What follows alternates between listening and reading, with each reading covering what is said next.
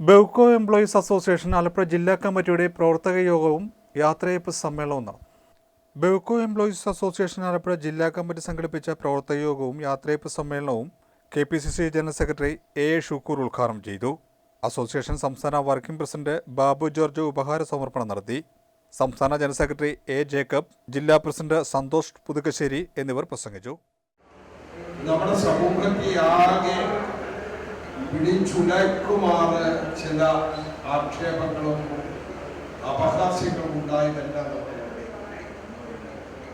സംസ്ഥാന സർക്കാർ മധ്യ നയത്തിൽ അഴിമതി കാട്ടി എന്നുള്ളത് വലിയൊരു ആക്ഷേപവും ആരോപണമുണ്ടായി.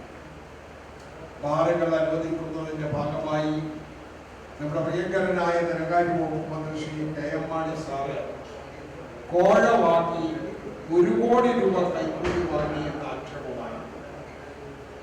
എന്തായാലും ആ ഗവൺമെന്റ് അധികാരത്തിൽ നിന്ന് പോയി പുതിയ ഗവൺമെന്റ് പിണറായി വിജയന്റെ നേതൃത്വത്തിൽ അധികാരത്തിൽ വന്നിട്ട് 8 വർഷം പിന്നിടാൻ പോകുന്നു.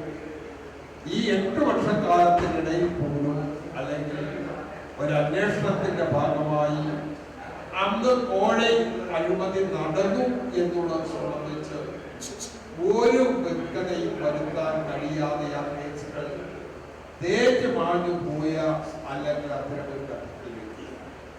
മാത്രമല്ല, കാണ്ടാമൃഗത്തിന്റെ തൊലിയുടെ കട്ടി പോലെയാണ് അന്നത്തെ ധനകാര്യ വകുപ്പ് മന്ത്രിയുടെ തൊലിക്കട്ടി എന്ന് പറഞ്ഞ് ആക്ഷേപിച്ച മാണിസാറിനെ, ആ മാണിസാറിന്റെ പ്രസ്ഥാനത്തെ തങ്ങളോടൊപ്പം കൂട്ടി അധികാരത്തിൽ തുടരാനുള്ള ആ ഉത്സിതമായ മാർഗവും സ്വീകരിച്ചവരാണെന്നാണ്.